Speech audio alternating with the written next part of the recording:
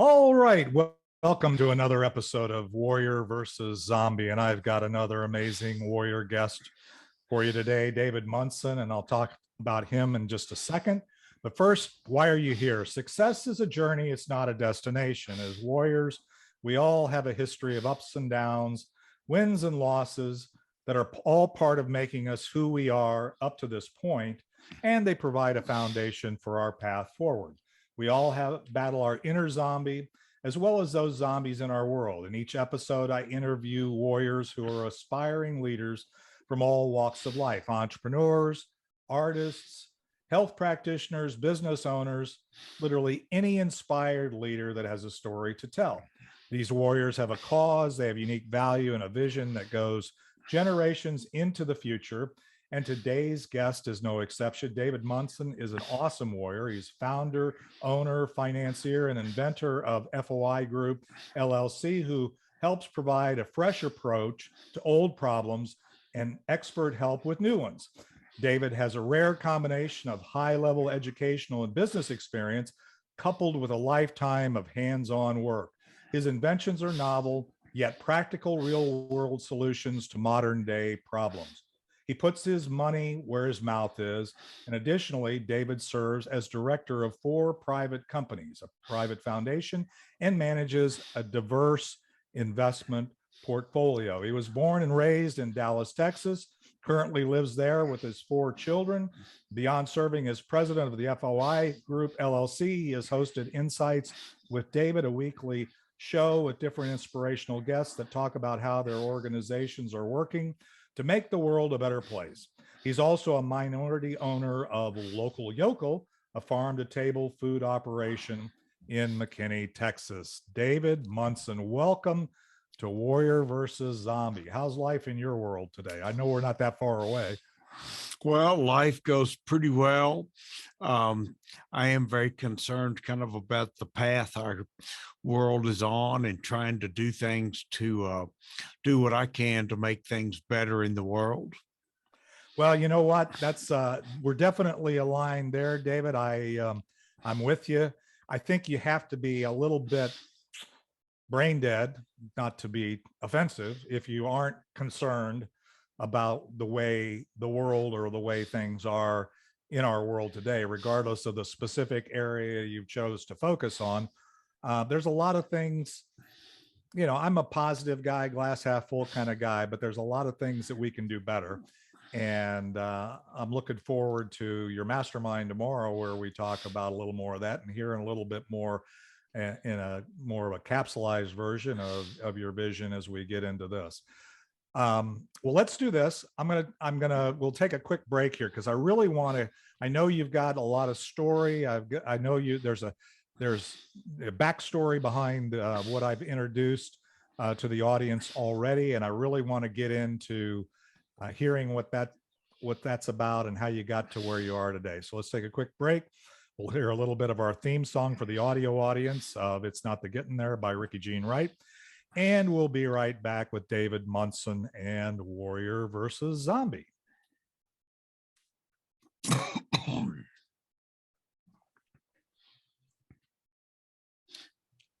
All right, we are back. And David, I know we didn't get into too much depth, but I love your focus on dealing with some of the challenges that we're faced with. And you and I have interacted before. And I know that you're a creative guy, always thinking outside the box. And I so love that. But tell me, how did you get from where you started, and you get to pick where that is, to where you are today? Well, I've had a very interesting life. I was blessed with the good fortune of coming into a family with a legacy of success. So I haven't started from ground zero, and that's given me freedom from the need to toil for my daily support to be able to do things to learn and grow. And my experience goes back all the way to childhood, when my father, in his wisdom, built a big chicken house in our backyard here in Dallas. in the estate area of Dallas. Instead of having country club kids, he had kids raising chickens for their allowance and selling the eggs to the neighbors. So I grew up with an egg culture exposure, even though I'm a city born and raised kid. But we also had a large garden, and my father hired a retired farmer to be the estate manager and gardener. So I interacted with him a lot and kind of learned a real simple, small farmer attitude about things and how important taking care of the land is.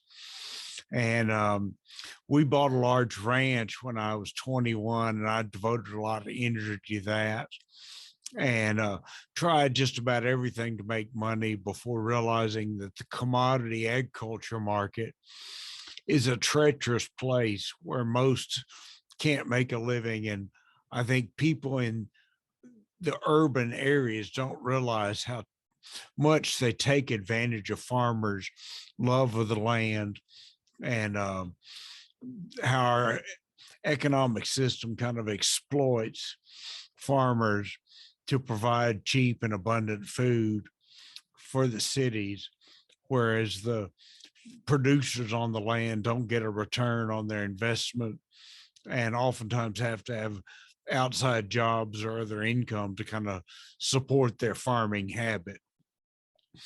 But anyway, that has led me to realize how important the soil is. And through my wide reading, I learned about things like remineralization and the importance of soil nutrients, and tripled my production out at my ranch by adding trace elements to the soil and changing management practices.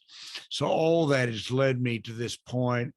My ranch was destroyed in a catastrophic flood in 2015, and I sold it in 2017.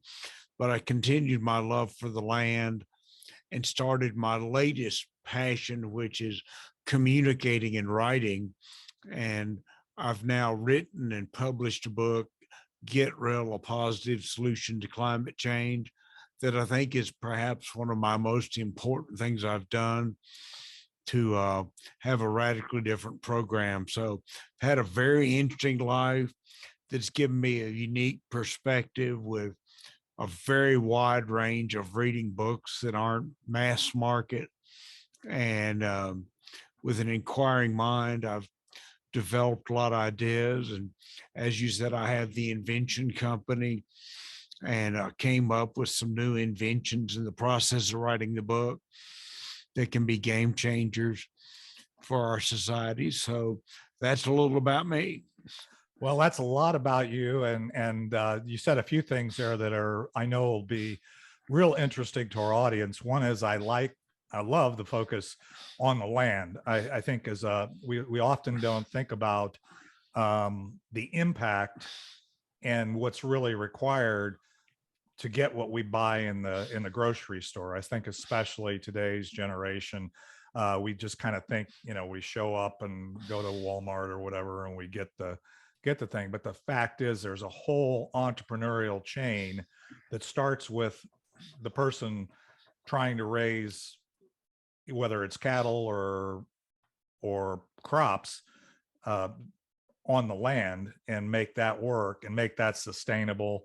And I think that a lot of people miss that. I don't think that kids are really educated on what kind of things go. I mean, even into the supply chain, what it takes to get product to you. But this whole concept of, and I'm looking forward to our mastermind tomorrow, in terms of talking and exploring this concept of what you're doing today. But as far as your story goes, you said a couple things that I think the warriors here. One is you talked about you didn't have to start from ground zero.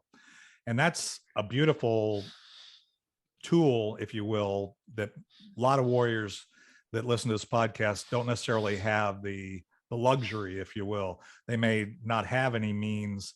And I did a talk about the miracle of margin, right? And how that if you have some space to be creative, there's a miracle that can happen there. And you're kind of like, I see your mindset kind of like Peter Thiel's. If you've read Peter Thiel's book, 0 to 1, it's, you're in that mindset of doing something that's disruptive or creative. And I so love that. And I so love warriors who aren't afraid or have courage, because sometimes you don't have the margin to branch out into those kinds of things. But one of the things the warriors that are listening to this podcast, they always want to understand is what kind, other than the challenge. I heard one zombie, and that is that people don't understand what the farmer's going through. And that's kind of where you started. What other kind of zombies have you encountered along the way? And zombies being a metaphor for challenges, if you will, either in your own mind or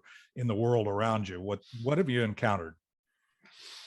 Well, I think that if you've tried a lot of things and done a lot of things, people can think they can focus on the failures instead of the good things you've done and the progress you've made. And I've had people in my life that have been negative, and I've had people in my life that have been positive and influential people. And I think the negatives can get pretty daunting, especially if they're in a position to kind of be assertive and have to be taken seriously. So a couple things you said there, which are pretty important, I think, for people to think about. And that is, it's not just the zombie in your brain where your past failures or the past challenges that, and really there's no such thing as failure. There's either, in my mind, there's either you had success or you should have learned something from it that'll be helping you go forward. Anybody looking at supporting somebody like yourself needs to really look at the holistic part of the situation and say, failure is not failure. I mean, anybody, I think, that really looks at it, you can say, well, yeah, you've had a few missteps or you've had some challenges along the way. Those zombies are in our world. We've been in a zombie apocalypse now since what I call the zombie apocalypse, since 2020 when I launched this podcast. And it's really important that what you said is that you have to be grounded in your own view of things and be committed to really fighting off those the masses, if you will, sometimes, or that groupthink that says, oh, well, you failed before, you can't fail going forward, you can't do this. No, warriors, the challenges we've experienced along the way, right, are ones that we all experience. And any warrior listening to this will know that you don't make an omelet with breaking a few eggs, right? You've got to go through it and learn from it. And I can see that you're a guy that has learned. You one of the things in your story that you just said was you started out in farming, and you've learned how important it is to care for the resources that God has put in your, and I'm a Christian, by the way. So just so you understand, I view things, everything that I say that sounds good is coming from one source. But by the same token, I believe that we are given opportunities, however you want to think you got them. And you're trying to find creative ways to do that, which I so love about your story.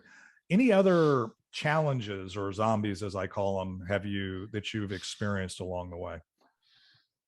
Well, just weather and disasters. And I really believe my life has been kind of guided by God in so many ways. And I think that people diminish, in many cases, even Christians diminishes God's active role in kind of shaping people's lives in the world. And I think that a lot of things aren't accidental, that they happen for a reason. And people come into your life at a time and then reemerge in your life, kind of like you coming into my life a number of years ago and us having a little interaction, but you kind of going away and then coming back at a really good time when my book has just come out and I'm trying to promote it and share the good news that there is a positive solution to climate change.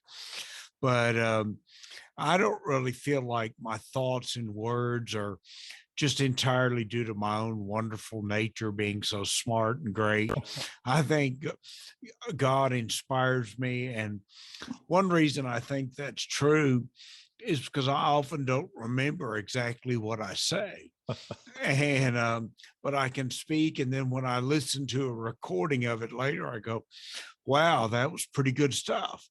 So anyway, I feel called to a prophetic ministry to preach repentance at this point in my life. I think God has delayed this ministry till my kids were grown and I had some independence. And I'd also lived a nice, very comfortable life for the bulk of my life, because I know this may sound somewhat morbid, but society has a way of really punishing prophetic people that proclaim a different way of doing things. Mhm. We can look in the Bible and think of all the prophets who were persecuted and treated horribly. And we can look in our modern age and see somebody like Martin Luther King, who was struck down because he was advocating for a much better way for people to interact together. And sadly, a lot of his real devoutly Christian teaching has kind of slipped away. Some of it is recognized, and his legacy goes on. So I feel like my legacy will be in what people read and hear about me. And hopefully through venues like yours, I'll get the word out that there is a better way to do things. Well, I love that. And you've said so many things just in that little response that I feel like we should not lose track of those. One is you said that the world isn't necessarily, and world being the masses, the zombie horde, as I call it at times, are not going to necessarily see your creative vision. They're not necessarily going to be there. But again, you've moved forward with those things, and they don't always necessarily value. You called it the profit, but the reality of it is, I think when Steve Jobs or any of the people that have really offered things up in our, Elon Musk, anybody that we would identify as, hey, a creative influence that has maybe offered up something that we hadn't experienced before. If they were truly telling their story, they would say probably the preponderance of people that they are running their idea by or have some exposure to it are probably going, that won't work. Why? Because it's not working today. But that's the brilliance of people like yourself, right? Is that's what I see, is you give us a different angle on the beach ball that maybe is a color we've never seen. And I think it's behooves each and every one of us to engage our frontal lobe and not just kind of go along with the crowd, right? We all need to look at that. And I think that's an important message in today's environment. So I love that. So any other challenges or anything before I know you want to get into talking about what you're doing today, and I think it's extremely important, but any other things that you feel you've overcome along the road that we should be aware of? Gosh, well, it's been an interesting path. And Hang on just a second. I got a interruption here that she knows not supposed. Okay, well, that was interesting. So, sorry for the interruption. What was the, where were we going with that? well, have there been challenges? Yeah, there's a lot of challenges. And I feel like what I'm working on now, relies on other people being supportive and Mhm. reaching out to me. But God has given me some incredible ideas, and in my invention company, we're working on a real exciting new way to strengthen fast twitch muscles or Mhm. quick response muscles. So we're excited about that. So I'm a multitasker, working on several fronts, working on that and working on this climate book and climate program. I really feel that I'm on a vital task that if we don't make success changing our ways, that we're on a very dark future, not in the ways people think of, but things that people aren't really registering as big problems, Mhm. including debt, soil erosion, you know, the rise of mental illness, the the fact that our government is totally unsustainable and that we're seeing the deserts grow and fertile land shrink as soil erosion and paving it over happen. So there's a lot of things that I think about and am advocating for that I hope to have influence on. So I hope your audience will stay tuned to the whole show and go to my website and buy my book and learn a whole lot more than we can talk about in this short show. Yeah, well, you've said a lot there. First of all, I want to say that I really appreciate you and your view of things. I think there's a number of us, and I don't think you look at it in a simplistic way. You look at things in a sustainable way and in a way that says, let's do things that make sense. I think, unfortunately, when you talk about the challenges that all the warriors that are listening to this podcast experience, is we're very much a reactive and people looking for a silver bullet, right? They're looking for one thing to do. And I mean, there are a lot of great ideas, but all of the things that all the components you just rattled through there, government, financial, social stability, all of these things, right? They're all part of the equation. And we have to look at things in a holistic kind of way. And that can be overwhelming for warriors. You can say, oh, I can't, I don't, what are the unintended consequences? What, if I want to go this way, what does it look like? And hence, your discussion around, global warming or global climate change, I guess is the proper term. I mean, I've been around long enough that it kind of, we just keep it rebranding and coming up with different terms to make it more controllable or palatable. But anyway, well, let's do this. I think we're really to where we can talk about, or we should talk about exactly what you're doing today. I kind of have an understanding of your journey up to this point. And so let's take another quick break for the audio audience here, a little more of Ricky Jean Wright. And we'll be right back with David Munson and Warrior versus Zombie.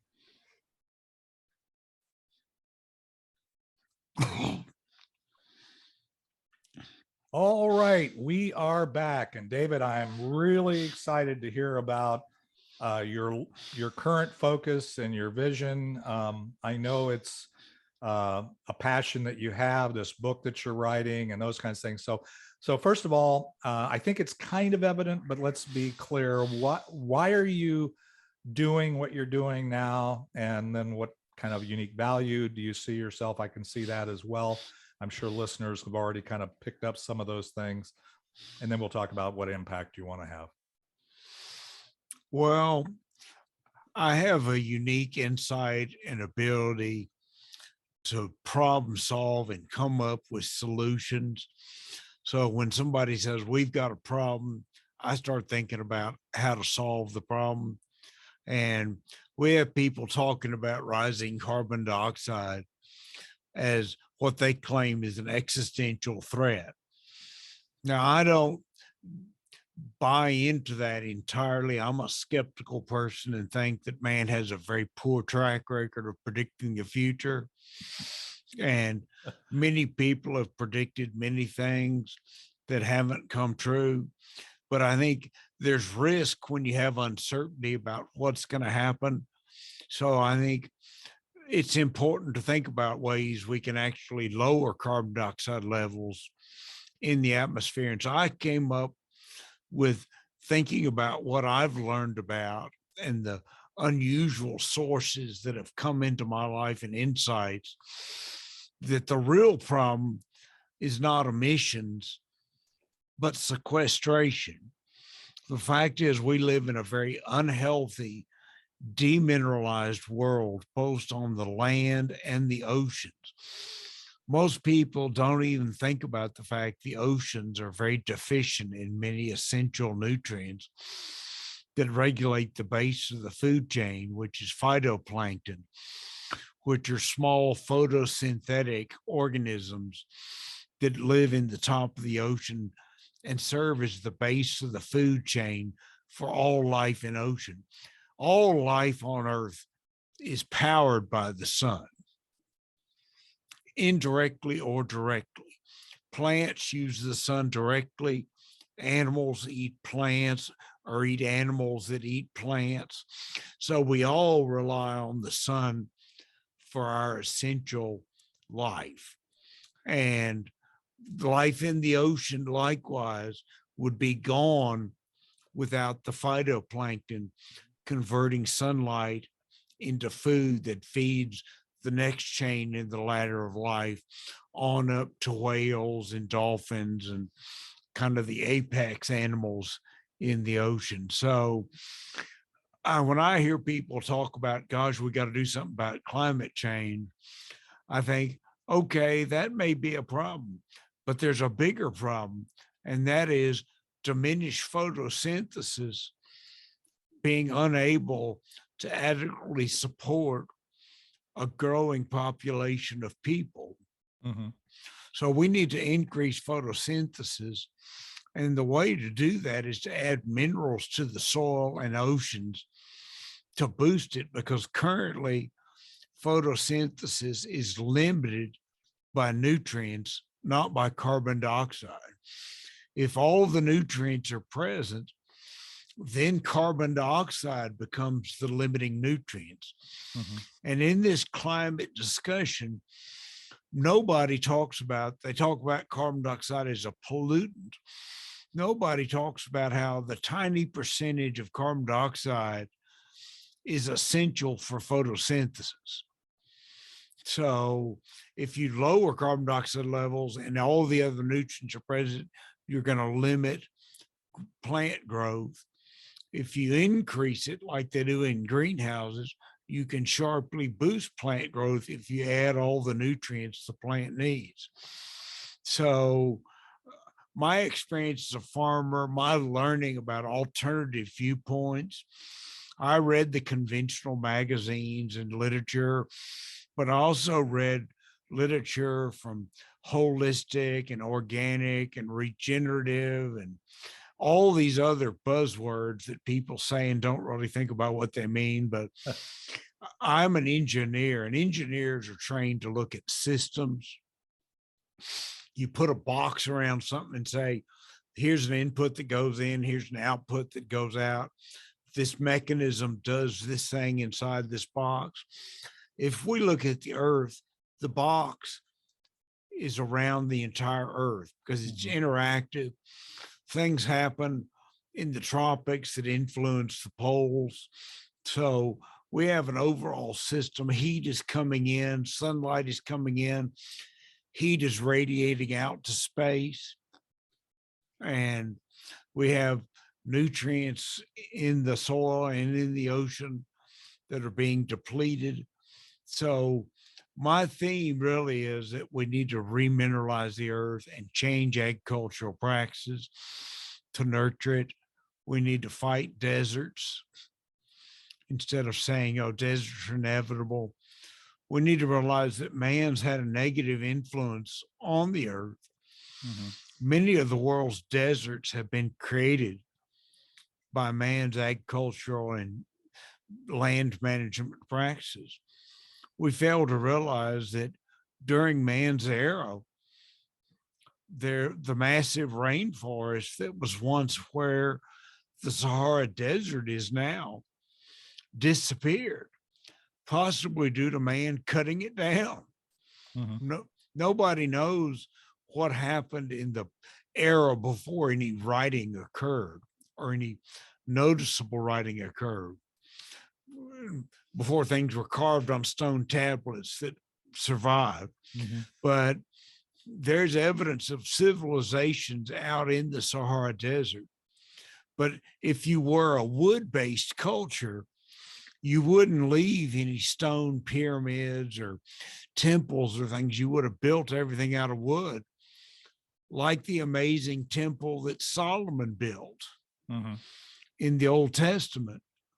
I believe that actually was built out of massive trees that existed in the Middle East that no longer exist. But what if there was a huge civilization in Africa where the Sahara Desert is that lived on trees and just cut down trees mercilessly, thinking they'd last forever? And instead, they destroyed the rainforest cycle of the trees creating their own rain and dried up the biggest river on earth, which was out in the Sahara Desert. So I'm worried that we're going to do the same thing with the Amazon rainforest, disrupting its incredible system of regenerative rain and allowing a massive amount of plants to do photosynthesis on soil that's very depleted, where if you remove the trees and destroy that cycle, it quickly becomes a very sterile landscape. Mhm. So that's some of what I think about. I think holistically, and I think we need to change our ways. We need to repent, to say we're going to start treating the earth with respect. We're going to start investing in it. We're going to start going from depleting resources such as groundwater and soil minerals to rebuilding them or using them at a sustainable level, even if it means changes in the way we do things, which it will. Yeah, and I think that it's very clear as to what you're worried about. So, and I would agree that I think the key to one of the things you use, and I think we overuse this in society, is its sustainability. But the key is that it starts with the fundamental elements of what we're doing, and it's not just one of the things I heard you say is it's not just looking at the byproduct of plant life and carbon dioxide or whatever. It's looking at the minerals and the content in both in the ocean and the soil that are required to create that ecosystem that sustains itself to some degree. Um, the thing that I really find fascinating is that you are thinking about these things and you're not just saying, oh, nothing I can do about it, or you're not looking to somebody else to solve the problem, but you're actually processing that in your mind and thinking of creative ways. And that's one of the things I love about you. But let me ask you this: what, if anything were possible, and by the way, I believe everything is possible. So I don't believe there's a only limitation to what we can imagine. What kind of impact would you hope to have from your book and the things that you're applying your energy to at this point? Well, the listeners can go to getrealalliance.org and learn more than we can talk about in this short Okay. show, and have access to buy the book online. And, you know, we're going to give several pages of information during our podcast, I Okay. estimate, from reading my book out loud for the audio book that'll be out hopefully in September. Okay. But, you know, it's amazing how long it takes to get through a page of text. Yeah, I have that same problem with But yeah. anyway, so the book Get Real, a positive solution to climate change, is available at www.getrealalliance.org. And I strongly encourage all your listeners to go to the website and hopefully buy the book. I feel like if we do what I'm talking about, if we remineralize the oceans and land, especially the land, we can actually make the world carbon negative pretty quickly while we still use oil and gas for a long time, because it's essential to modern life. And Mhm. people that advocate phasing out fossil fuel, or, you know, trying to be net zero emissions, really don't do anything to safely lower carbon dioxide levels. They just slow the rise, because natural decline, dying forests and forest fires and other things are causing the carbon dioxide level to rise. So we need to increase photosynthesis dramatically with remineralization. And I lay that program out in the book, talk about a lot of other things, talk about changes we can make to the way we do things. I think the current focus on solar photovoltaic is going to result in a very unreliable electricity.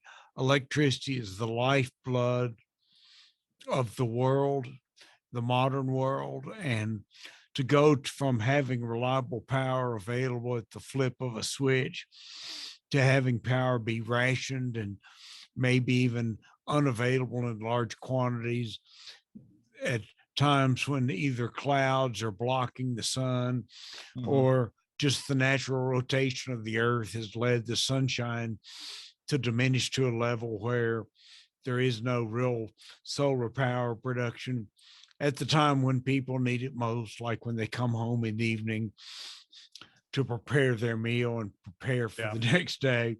So, I talk about that in the book a lot. I actually show solar charts of daily solar radiation, weekly solar radiation, minute by minute, and show what would happen if we really were relying on solar power for more than an incremental part of our electricity that can easily be matched by increased power output from the always on power turbines, either powered by nuclear, coal, or natural gas. I talk a lot about how we need to phase out coal because coal creates so much pollution. Mhm. And we have this problem of toxic ash ponds developing at coal plants with no plan what to do with that growing pool of ash. Mhm. When you burn a ton of coal, you get 800 pounds of ash. So it's not like it goes away. Right. You just turn 800 pounds of relatively benign coal into 800 pounds of ash that you trap with water. So you've got a slurry of this mud. So it's just not a good long term sustainable solution. So Yeah, I agree, and I think that you raise issues that I think um, the simplistic mind has trouble, getting their head around. But I think is clearly um, a good reason to look at your book and to kind of understand how the dots connect and those kinds of things. Let's do this. I want to give time. Let's take another quick break, and when we come back, there's so many things that you've already covered in why you're doing what you're doing, the focus that you have, and where you came from. When we come back, I want you to kind of distill it down for the audience and give us, if we take away anything from this podcast, what would you want us to take away? What would you want us to do? And then we'll be right back with David Munson and the last segment of Warrior versus Zombie.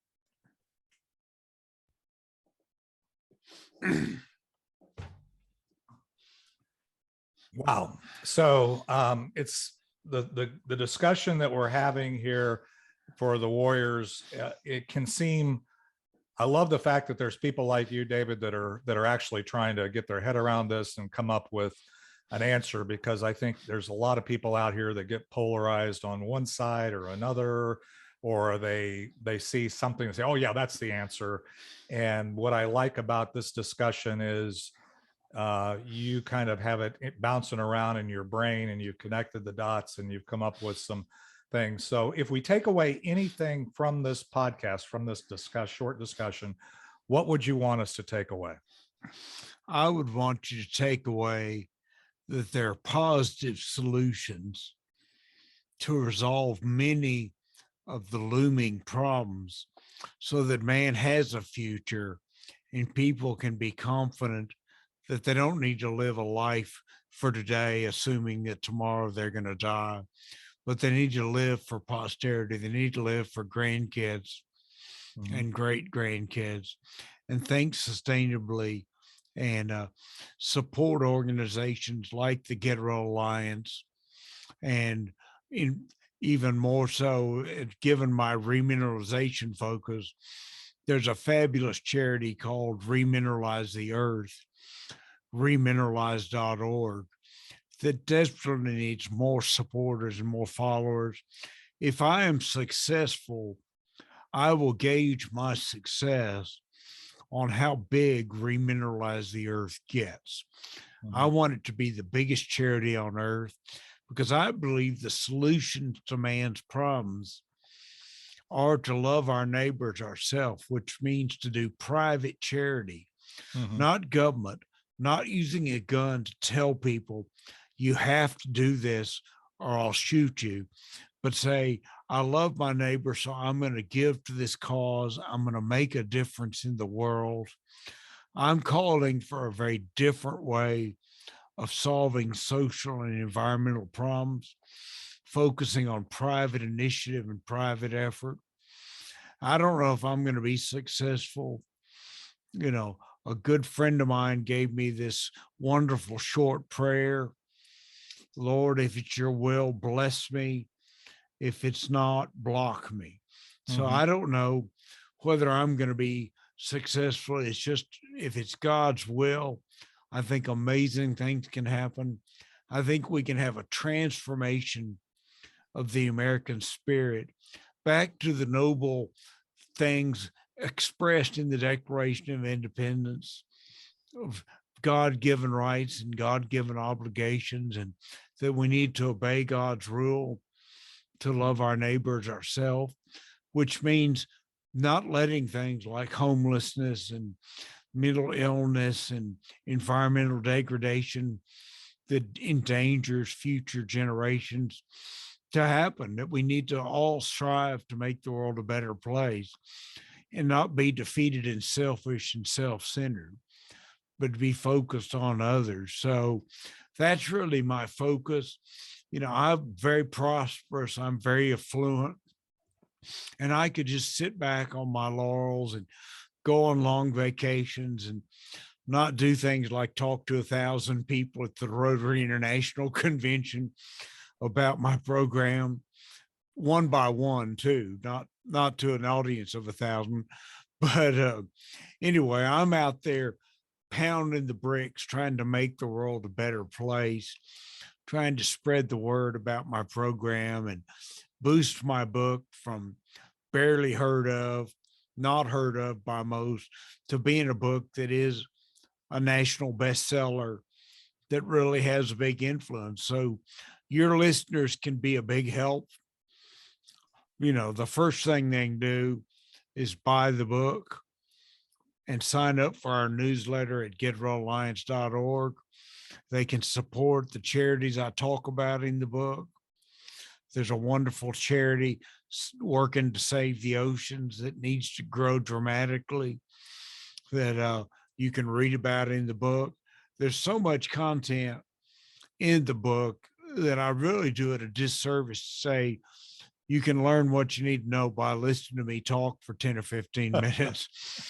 When the truth is, it took me 15 hours to dictate the book. So that's how incredible the power of the written word is. Mhm. There can be such incredible detail that can never be expressed verbally because it just takes too long. But I've given the basics. It's remineralization, changing the way we manage this land and the oceans, saving the forests where we basically stop forest fires from occurring by removing dead wood from the forest and managing them and remineralizing the forest so the trees are dynamic and growing at a much higher rate. Dead trees burn, trees under stress burn, healthy trees don't burn. It's like trying to light a wet bowl of cereal on fire. You just can't do it. A healthy green tree doesn't burn unless it's surrounded with dead wood and lots of fuel on the forest floor. But I hope people have learned a lot from this talk and are intrigued and want to go to getralliance.org and study more. And there's a ton of content. I can't say enough that, my book has been a 2-year effort, doing lots of research and lots of digging, and relies on a lifetime of experience and God's inspiration that's come to me that now is the time for a real change in the way we do things. So hoping to take on a lot of other issues with Get Real Alliance over time, but I started with this climate issue because there is talk about actually destroying our modern way of life in the name of doing something about climate change. And people fail to realize how fastly civilizations can fail if their essential infrastructure is cut out from under them. And fossil fuel right now is essential infrastructure that's vital for us to live. Our food wouldn't get to us without it. The food wouldn't be grown without it. Nutrition would drop off dramatically. We wouldn't have climate controlled buildings. We'd be in a world of hurt without it. And we need to be very careful to cherish it and be good stewards of it. We need to be more efficient. As an engineer, I love efficiency. I hate the waste of burning tons of extra fuel to air condition a home with an inefficient air conditioning system, or heat a home that's poorly insulated so its energy cost goes up dramatically. But all those things come from a nature of hopelessness and short-sightedness. So we need to be visionary. We need to think about long-term. We need to think about holistic solutions, which means the whole situation, not just focusing on one narrow thing. So that's my message, and that's what I'm working on. Well, I love the message. You said several things. First of all, getrealalliance.org is a place that anybody listening to this needs to go. So you answered my second question already. The other thing I would say in terms of takeaways from this is, one is we need to realize that we're all in this together, that life is a team sport. We really have no obligation as a Christian, myself is to love God, and the other one is to love you. I don't have to agree with you. I don't have to like you, but I do have to love you. And so we need to do things that we can benefit each other. We need to have not a fatalistic view of the world, but in fact, or a nihilistic view of the world, but in fact realize that there is things that we can do positively without destroying what we have today, and the unintended consequences of many things that we see happening today, as you've pointed out, and probably will in detail in your book, are things that we need to really think about as we figure out the root of actually doing things that are meaningful and sustainable for the long term. This is an infinite game, hopefully, we're playing here. In fact, as a Christian, I know it's an infinite game I'm playing.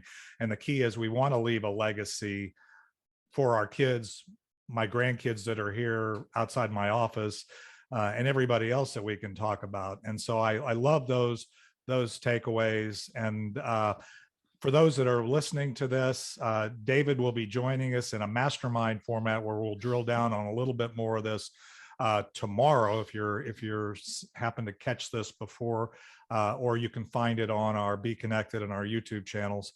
And you can you'll be able to find David on the Be Connected platform if you're there, because he's here, he's part of the community.